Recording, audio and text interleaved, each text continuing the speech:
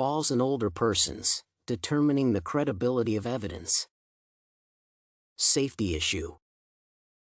In hospitals, patients and medical personnel face numerous safety issues, including diagnostic and blood testing errors, postoperative complications, infections, and high mortality and readmission rates. The present essay focuses on such a safety issue as injuries of older adults caused by falls. An accidental fall might lead to broken bones, brain concussions, nerve damage, and even death. Falls commonly happen because of the poor health conditions of elderly patients who cannot see well, experience difficulties with balancing and walking, take sedative medications, and have to move into a room with a slippery floor or broken stairs. Fortunately, nurses can minimize the probability of patients falling. Therefore, the analysis of credible sources that contain evidence-based practices is an excellent way to discover what nurses could do to prevent their wards from falling. The present essay employs the Stetler model of evidence-based practice to address the described safety issue because it shows how to get practical benefits from research findings.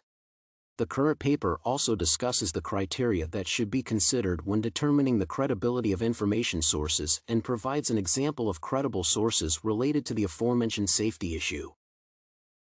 Criteria for determining the credibility of resources. The credibility of resources is determined by several criteria. The most important ones are timeliness, objectivity, authority, and target audience.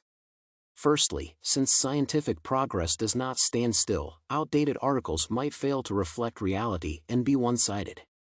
Secondly, scholarly papers and articles posted on websites should be unbiased.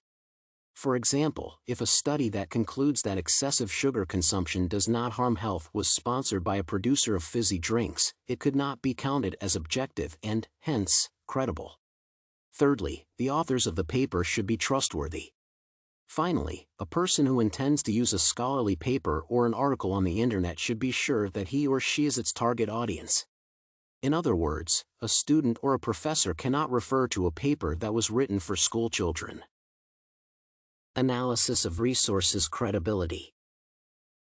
There are numerous research papers dedicated to the examination of the chosen safety issue. The study of Hollinghurst et al. Evaluates the effectiveness of various ways to protect older people from falling. The findings of this paper are based on the longitudinal analysis of approximately 120,000 elderly patients. This source is credible because it was peer-reviewed, published 2 years ago, and provides conclusions confirmed by population observations. The same logic explains the credibility of the studies of Gill et al. And Hanger. Gill et al. Analyzed 1,634 sedentary adults aged 70 to 89 years to determine whether physical activity minimizes the frequency of accidental falls. In the case of the second article, the final recommendations are based on the investigation of the wards of the subacute older person's health. The evidence-based research paper written by Bogstrand and Rosso is another example of a credible source because it fits all the previously mentioned criteria. Although this paper does not provide any information on reducing the frequency of falls, it informs the audience of the reasons for such accidents.